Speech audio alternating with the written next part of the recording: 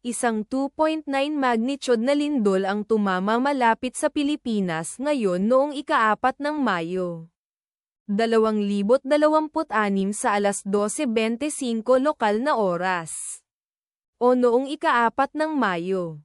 2026 sa 4:25 Coordinated Universal Time.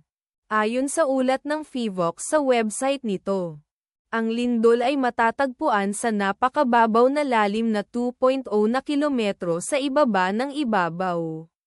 Sa coordinates latitude 13.37 at longitude 123.61. Ang eksaktong magnitude, epicenter at lalim ng lindol ay maaaring baguhin sa loob ng susunod na ilang oras o minuto habang sinusuri ng mga seismologists ang data, at pinipino ang kanilang mga kalkulasyon, o habang inilalabas ng ibang mga ahensya ang kanilang ulat.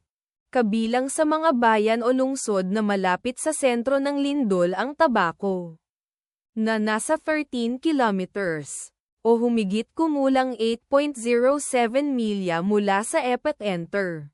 Ginubatan, na nasa 20 kilometers, o humigit kumulang 12.4 milya ang layo.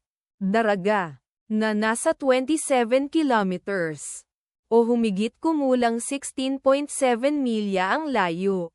Legazpi, na nasa 29 kilometers, o humigit kumulang 18.0 milya ang layo. Ang inirerekomendang pagkilos ay maging mapagbantay para sa mga posibleng aftershocks na maaaring mangyari.